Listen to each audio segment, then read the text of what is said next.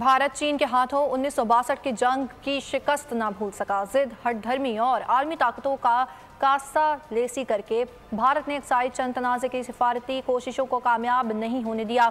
अक्टूबर 1962 में चीनी अफवाज ने लद्दाख और अरुणाचल प्रदेश के मकाम पर भारतीय फौज को रौंद डाला। एक माह तक जारी रहने वाली जंग में भारत को शर्मनाक शिकस्त का सामना करना पड़ा। आगे बढ़े आपको बताएं, निगरान वज़ीर आज़म अनवारुल हक काकड़ की चीनी सदर शी जिनपिंग से मुलाकात हुई है। जारी तरक्याती मंसूबों की बर वक्त तकमील समेत नए मंसूबों पर तबादला ख्याल किया गया। अनवारुल हक काकड़ का कहना था, पूरी दुनिया को बहुत से चैलेंजेस का सामना है। बेल्ट एंड रोड मंसूबा चैलेंजेस से निपटने का बेहतरीन जरिया है। चीनी सदर की पाकिस्तान के साथ मुख्तलिफ शोबों में ताउन मजीद बढ़ाने की ख्वाहिश का इजहार।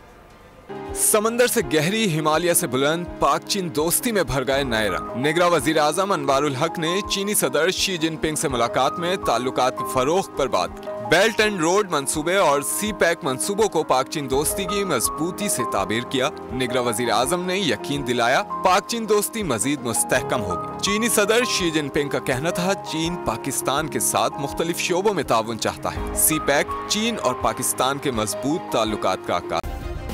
सब्सक्राइब करें और बेल दबाएं ताकि कोई खबर रह न जाए।